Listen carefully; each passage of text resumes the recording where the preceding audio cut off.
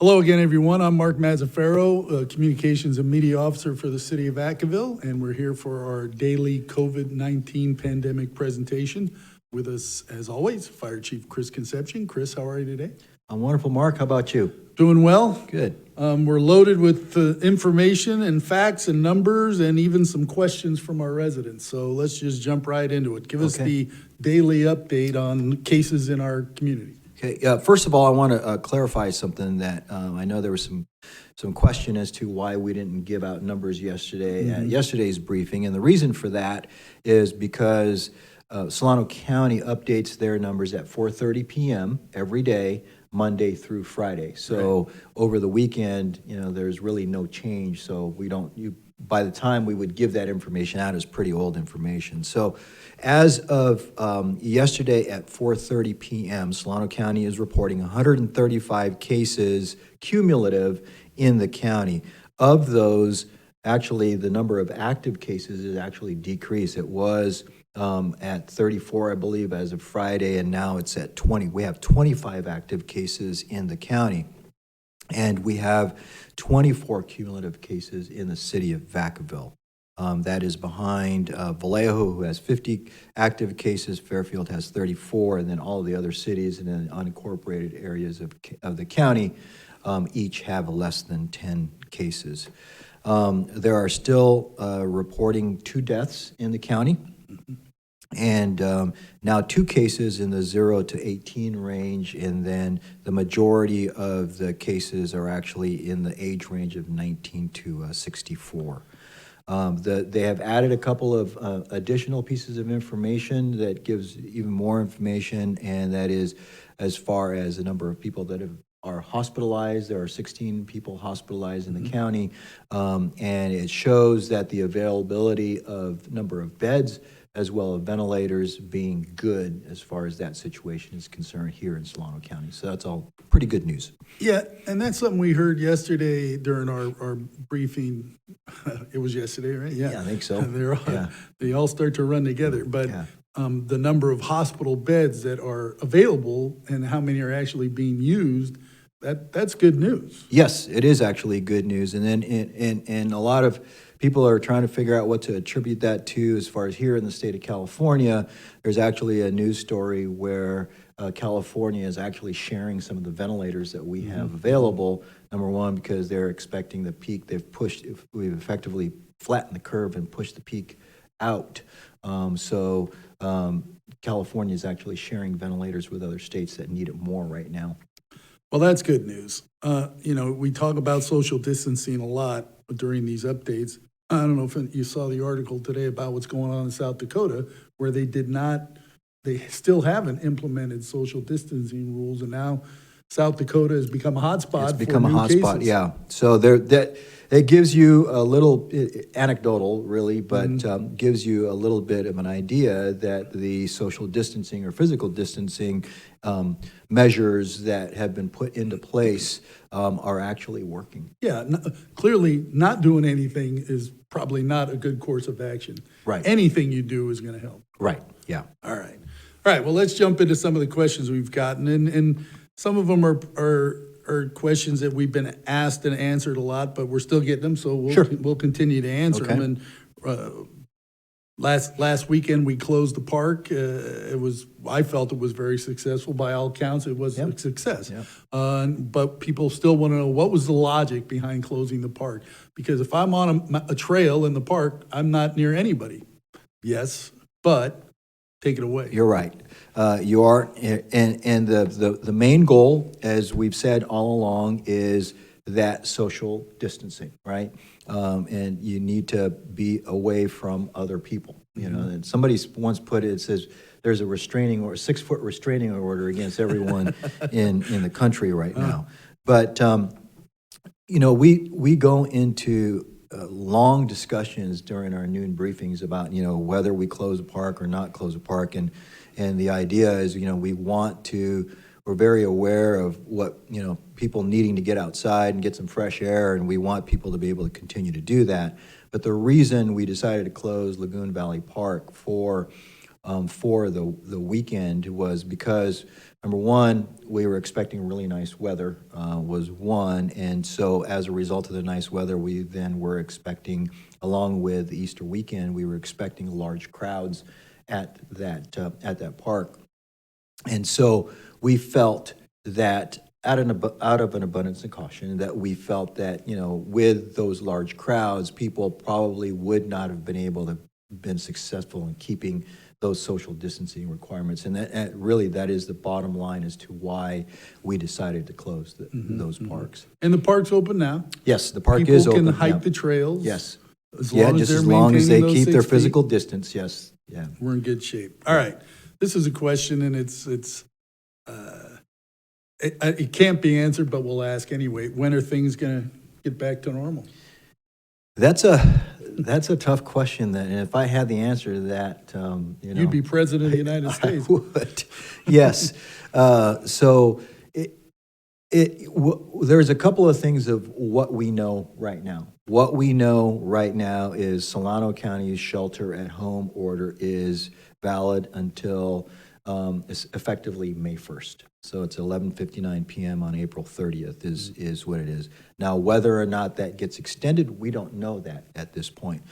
California's shelter-at-home or stay-at-home order actually doesn't have an end to it. Right. So what we know for sure is that we here in the city of Vacaville are going to comply to Solano County's shelter-at-home order, and that is valid until April 30th. So for right now, at least until April 30th, unless something drastically changes. And I don't think between now and April 30th, anything's going to drastically change that will allow us, that will loosen any of that order before then. I think it's going to go at least until then.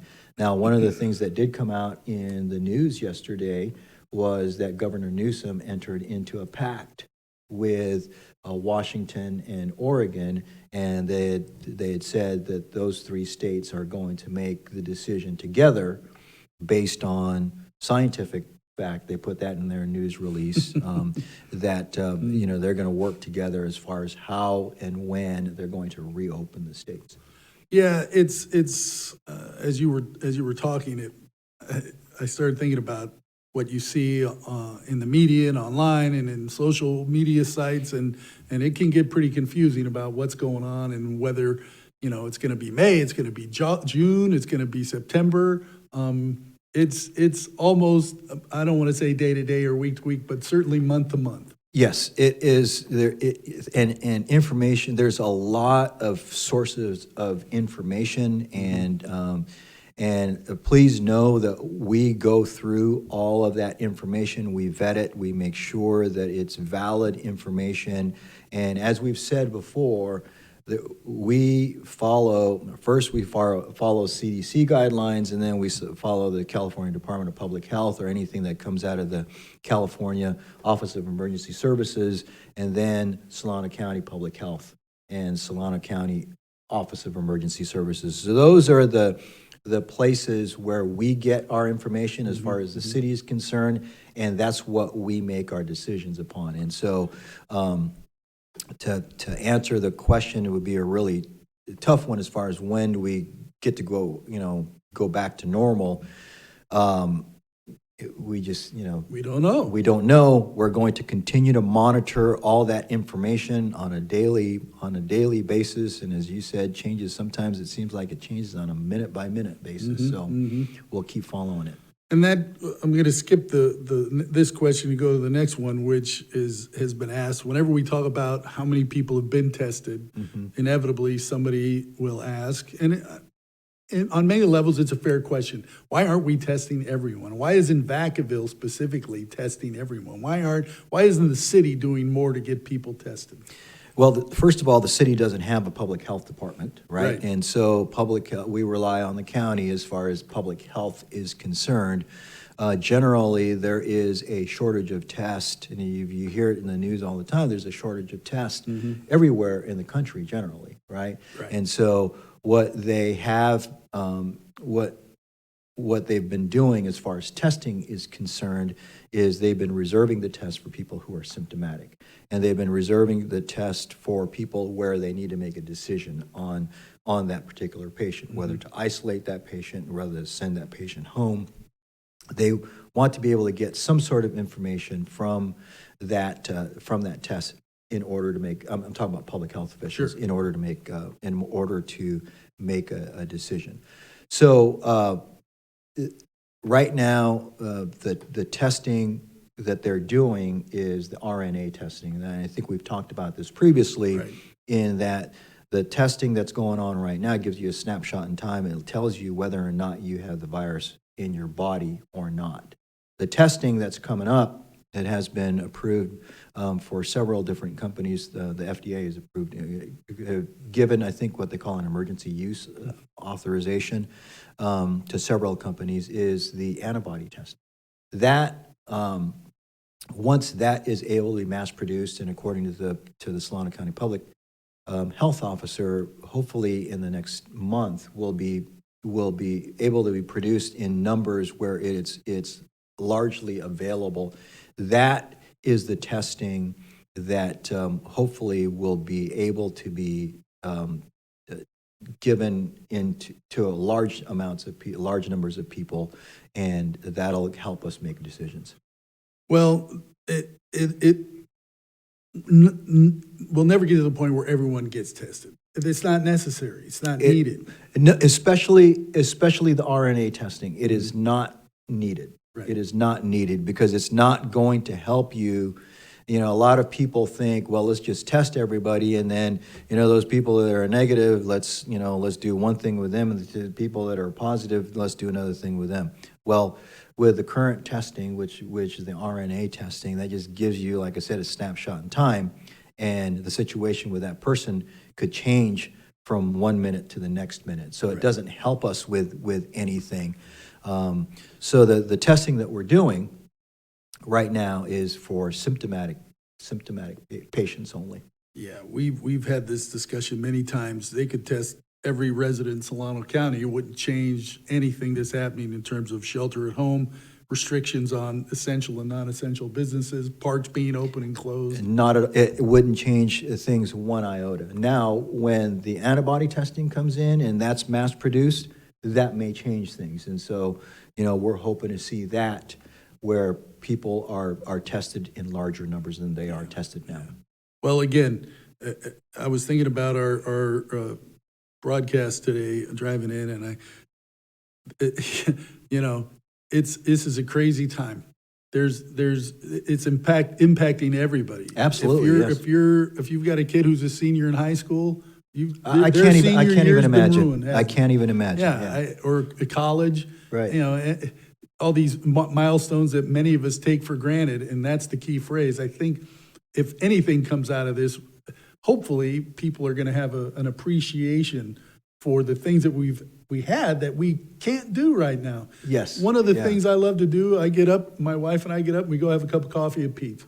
Right. Guess what? Haven't done that in a month. Can't do that. Right. And I miss it. I look forward to the day when we can do it again. But for now, we can't do it, and we're not gonna. And that's life. Yeah.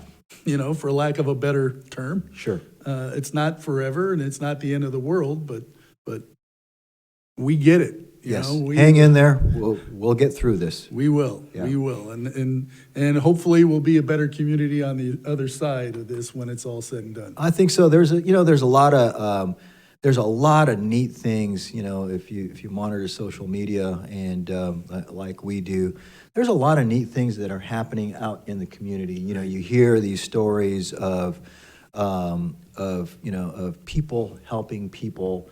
The helpline that was originally just for seniors, and now it's for all of the vulnerable population here in the city of Vacaville, is being used as a model, and there are so many volunteers, and they're able to provide hot meals for some of our seniors, those that can't get out, and you hear about all kinds of different things where people are helping others as a that are more affected by this. Right, And right. so I truly think, and it's one of the reasons why I love Vacaville. So I truly think that we will come out of this as a better community. Yeah. My wife and I walk in our neighborhood, put on our masks and take a walk. And we're seeing messages on the sidewalk in chalk. Kids have gone out and parents and stay strong or Yes. talking to their neighbors even. I mean, it's cool. That's what makes a community a community. Absolutely. I saw a sign. I was walking where I live in the Browns Valley area, and there's a big sign on somebody's back fence walking down the street, thanking all of the essential workers and the doctors, nurses, police officers, firefighters, and the like. And that's, like you said, that's what makes Vacaville so special. Yeah, right. All right, anything else you want to add? You want to talk about masks in Sonoma County at all?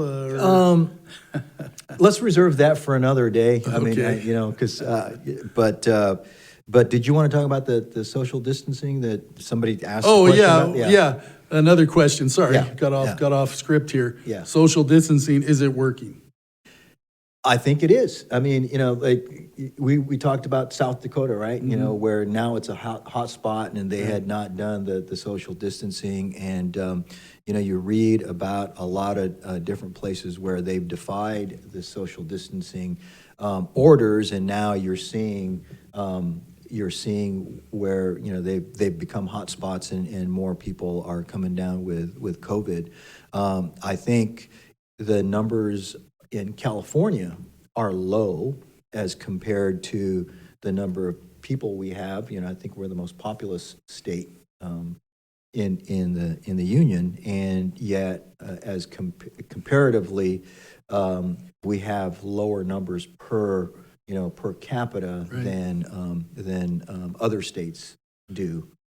I'm not sure who did the study, whether it was the CDC or somebody else, but they looked at 4 cities, San Francisco, Seattle, New Orleans, and New York, and talked about social distancing efforts that were put in place there sooner than others, and their numbers are down, way down, lower than expected. Right.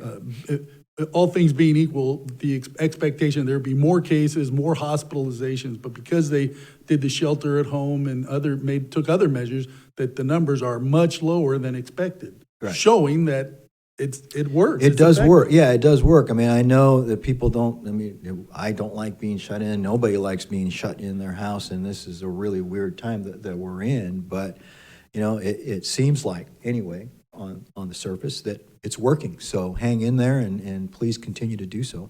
The mayor posted a very nice thank you video on our social media site. It's on our YouTube channel. I haven't put it on our website. I'll put it on our website when we're done here. Check it out.